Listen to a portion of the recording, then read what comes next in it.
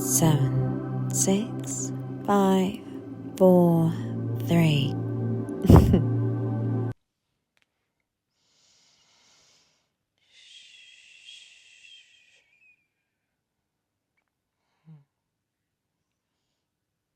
The house is quiet, with only Mommy's voice. Listen. Obey.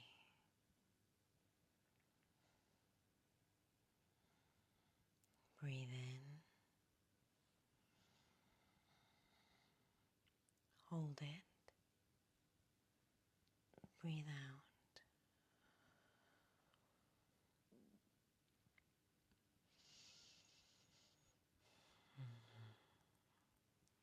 Good.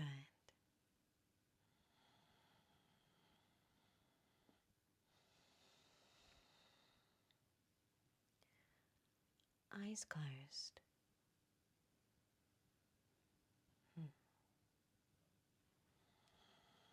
Hands under the blanket.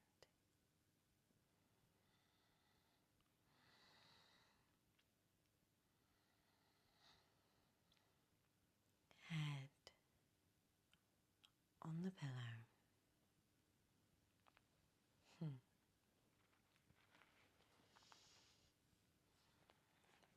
Body feeling heavy.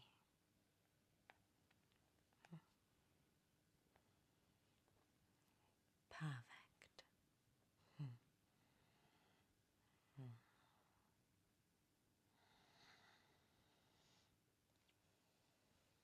Mommy's reading tonight. A story just for you.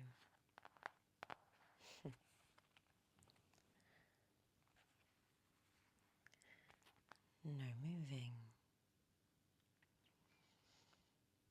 No thinking. Only listening.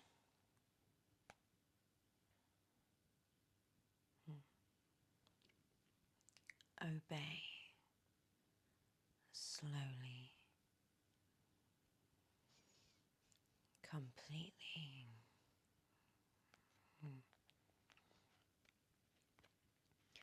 Mommy's book is open.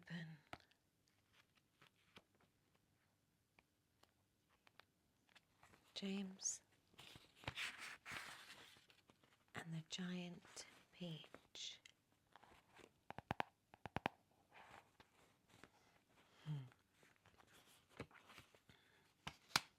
Page 1.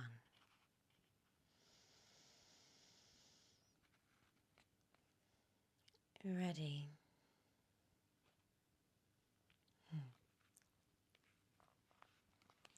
Okay. Until he was 4 years old, James Henry Trotter had a happy life. He lived peacefully with his mother and father in a beautiful house beside the sea. There were always plenty of other children for him to play with, and there was a sandy beach for him to run around on. The ocean to paddle in. It was the perfect life for a small boy. Then, one day, James's mother and father went to London to go shopping. And there was a terrible thing happened. Both of them suddenly got eaten up. In full daylight, mind you, and on a crowded street, by an enormous, angry rhinoceros, which had escaped from the London Zoo. Now this, as you can well imagine, was a rather nasty experience for two such gentle parents. But in the long run, it was far nastier for James than it was for them. Their troubles were all over in a jiffy. They were dead and gone in 35 seconds. Poor James, on the other hand, was still very much alive. And all at once he found himself alone and frightened in a vast, unfriendly world. The lovely house by the seaside had to be sold immediately, and the little boy, carrying nothing but a small suitcase containing a pair of pyjamas and a toothbrush, was sent away to live with his two nasty aunts. Their names were Aunt Sponge and Aunt Spiker, and I'm sorry to say that they were both really horrible people. They were selfish and lazy and cruel. And right from the beginning, they started beating poor James for almost no reason at all. They never called him by his real name, but always referred to him as "you disgusting little beast," or "you filthy nuisance," or "you miserable creature." And they certainly never gave him any toys to play with or any picture books to look at. His room was as bare as a prison cell. They lived, Aunt Sponge and Aunt Spiker, and now James as well, in a queer ramshackle house on top of a high hill in the south of England. The hill was so high that from almost anywhere in the garden, James could look down and see for miles and miles across the marvellous landscape of woods and fields. And on a very clear day, if he looked in the right direction, he could see a tiny grey dot far on the horizon, which was the house that he had lived in with his beloved mother and father. And just beyond that, he could see the ocean itself, a long, thin streak of blackish blue, like a line of ink beneath the rim of the sky. But James was never allowed to go down off of the top of that hill. Neither Aunt Sponge or Aunt Spiker could ever be bothered to take him out herself, not even for a small walk or a picnic, and he certainly wasn't permitted to go alone. "The nasty little beast will only get into mischief if he goes out of the garden," Aunt Spiker had said. And terrible punishments were promised, such as being locked up in the cellar with the rats for a week if he had even so much dared to climb over the fence. The garden, which covered the whole of the top of the hill, was large and desolate, and the only tree in the entire place, apart from a clump of dirty old laurel bushes at the far end, was an ancient peach tree that never gave any peaches. There was no swing, no seesaw, no sandpit, and no other children were ever invited to come up the hill to play with poor James. There wasn't so much as a dog or a cat around to keep him company.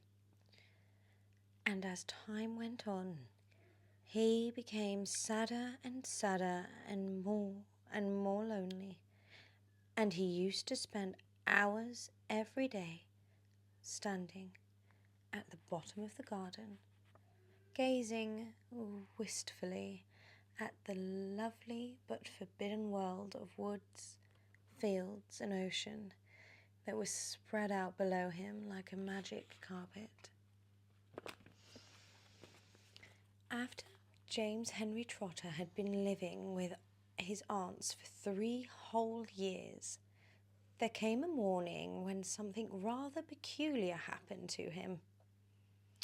And this thing, which, as I say, was only rather particular, soon caused a second thing to happen, which was very peculiar. My mistake. Peculiar. And then the very peculiar thing in its own turn caused a very fantastically peculiar thing to occur. It all started on a blazing hot day in the middle of summer. Aunt Sponge and Aunt Spiker and James were all out in the garden. James had been put to work as usual, and this time he was chopping wood for the kitchen stove. Aunt Sponge and Aunt Spiker were sitting comfortably in deck chairs nearby, sipping tall glasses of fizzy lemonade and watching him to see that he didn't stop work for a moment. Aunt Sponge was enormously fat and very short. She had small piggy eyes and a sunken mouth, and one of those very flabby faces that looked exactly as though it'd been boiled. She was like a great white, soggy, overboiled cabbage. And Aunt Spiker, on the other hand, was lean and tall and bony. And she wore steel-rimmed spectacles that fixed on the end of her nose like with a clip. She had a screeching voice and long, wet, narrow lips. And whenever she got angry or excited, little flecks of spit came shooting out of her mouth as she talked. And there they sat, these 2 ghastly hags, sipping their drinks and every now and again screaming at James to chop faster and faster. They also talked about themselves, each one saying how beautiful she thought she was. Aunt Sponge had a long-handled mirror on her lap, and she kept picking it up and gazing at her own hideous face. "I look and smell," Aunt Sponge declared, "as lovely as a rose. Just feast your eyes upon my face and observe my shapely nose. Behold my heavenly silky locks, and if I take off my socks, you'll see my dainty toes. But don't forget," Aunt Spike cried, how much your tummy shows." Aunt Sponge went red, and Aunt Spiker said, "My sweet, you cannot win. Behold my glorious curvy shape and my teeth and my charming grin. Oh, beauteous me, how I adore my radiant looks, and please ignore the pimple on my chin." "Oh, my dear old trout," Aunt Sponge cried out, "you're only bones and skin. Such loveliness as I possess can only truly shine in Hollywood," Aunt Sponge declared. "Oh, wouldn't that be fine? I'd capture all the nation's hearts. They'd give me all the leading parts. The stars would all resign. I think you'd make," Aunt Spiker said, "a lovely Frankenstein." poor James was still slaving away at the chopping block. Oh, the heat was terrible and he was sweating all over. His arm was aching. The chopper was a large, blunt thing, far too heavy for a small boy to use. And as he worked, James began thinking about the other children in the world and what they might be doing at this moment. Some would be riding tricycles in their garden, and some would be walking in cool woods, picking up branches and looking at wildflowers. And all the little friends who he used to know would be down by the seaside, playing in wet sand and splashing around in the water. Great tears began oozing out of James's eyes and rolling down his cheeks. He stopped working and leaned against the chopping block, overwhelmed by his own unhappiness. "What's the matter with you?" Aunt Spiker screeched, glaring at him over the top of her steel spectacles. James began to cry. "Stop that immediately and get on with your work, you nasty little beast," Aunt Sponge ordered. "Oh, Aunt Sponge," James cried out. "And Aunt Spiker, couldn't we all please just for once go to the seaside on the bus? It isn't very far and I feel so hot and awful and lonely." "Why, you lazy, good-for-nothing brute," Aunt Spiker shouted. "Beat him," cried Aunt Sponge. "I certainly will," Aunt Spiker snapped. She glared at James, and James looked back at her with large frightened eyes. "I shall beat you later on in the day when I don't feel so hot," she said. "And now get out my sight, you disgusting little worm, and give me some peace." James turned and ran. He ran off so fast he could, as fast as he could, to the end of the garden and hid himself behind a clump of old laurel bushes that we mentioned earlier on. Then he covered his face with his hands and began to cry and cry. Shall we leave it there? Do you mean you want more?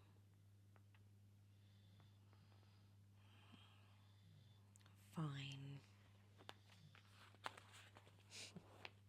Chapter 3. It was at this point that the first thing of all the rather peculiar thing that led to many other more peculiar things happened to him.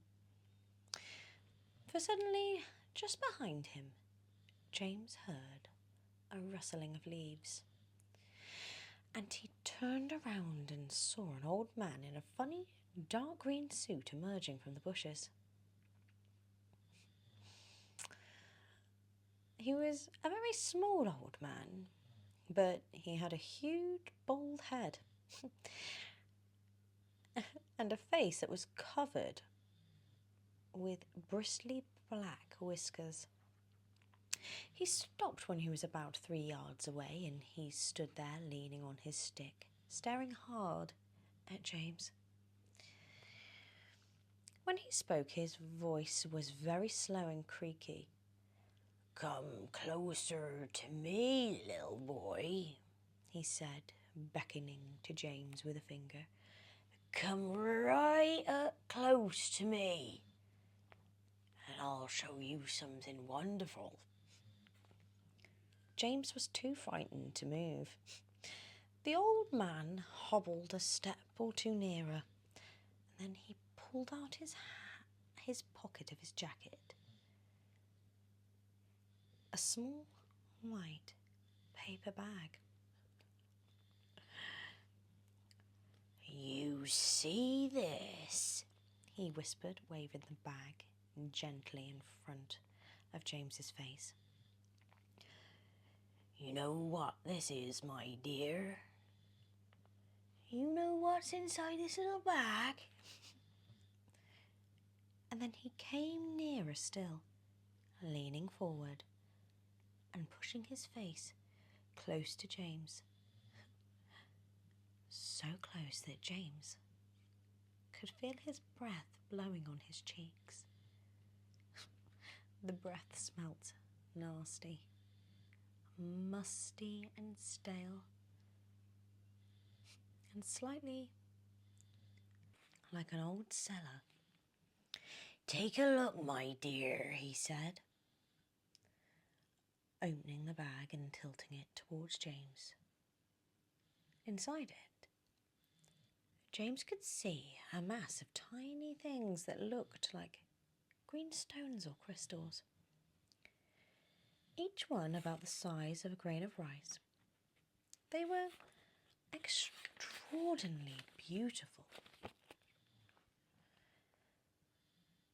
and there was a strange brightness about them, a sort of luminous quality that made them glow and sparkle in the most wonderful way. "Listen to them," the old man whispered. "Listen to them move." James stared into the bag, and sure enough, there was a faint rustling sound coming from inside. Then he noticed that all the thousands of little green things were slowly, very, very slowly stirring about and moving each other as though they were alive. There's more power and magic in those things in there than the rest of the world put together," the old man said softly. But then, what are they?" James murmured. But what are they?" James murmured, finding his voice at last. "Where do they come from?" "Aha!" the old man whispered. "You'll never guess that." He was crouching a little low now and pushing his face closer and closer to James's until the tip of his nose was actually touching the skin of James's forehead. Then, suddenly, he jumped back and began waving his stick madly in the air. "Crocodile tongues!" he cried. 1,000 long, slimy crocodile tongues boiled up in there in the skull of that dead witch for 20 days and nights, with all those eyeballs of a lizard. I had the fingers of a young monkey and a gizzard of a pig, the beak of a green parrot and the juice of a porcupine, and 3 spoonfuls of sugar. Stew for another week and let the moon do the rest." All at once he pushed the white paper bag into James's hand and said, Here you go, take that. It's all yours." James Henry Trotter stood there clutching the bag and staring at the old man. "And now," the old man said, "all you've got to do is take a large jug of water and pour all those green things into it, and slowly, one by one, add 10 hairs from your own head and set them off. They get some going in a couple of minutes. The water will begin to froth and bubble furiously. And as soon as that happens, you must quickly drink it all down, the whole jugful, in one gulp. And then, my dear, you'll feel a churning and boiling in your stomach, and steam will start coming out your mouth. And immediately after that, marvelous things will start happening to you. Fabulous, unbelievable things. And you will never be miserable again in your whole life, because you're miserable, aren't you? You needn't tell me, I know all about it. Now, off you go and do exactly as I say. And don't whisper a word to those horrible aunts of yours. Not a word. And don't let those green things in there get away from you either, because if they do escape, then they will be working their magic upon someone else instead of you. And that isn't what we want at all, is it, my dear? Whoever they meet first, be it a bug, an insect, an animal, a tree, that will be the one who gets the full power of their magic. So you hold on tight to that bag. Don't you tear the paper. Off you go. Hurry up.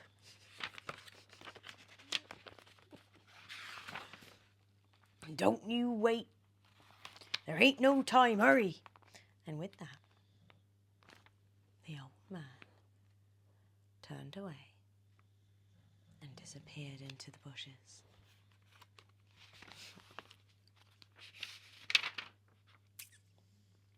Right, my love. I think it's time you get some sleep.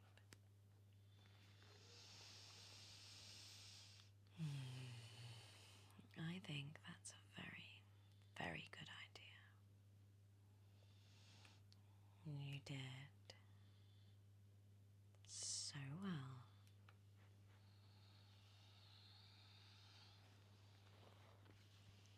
I'll read the rest next time.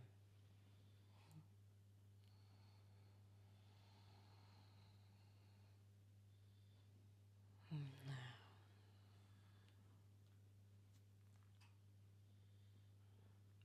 go to sleep.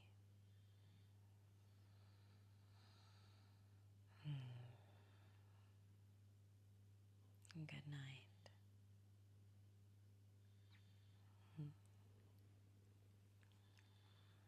Breathe in.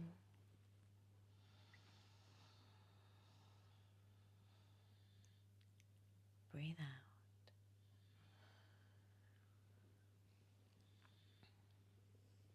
Good. Focus on your breath.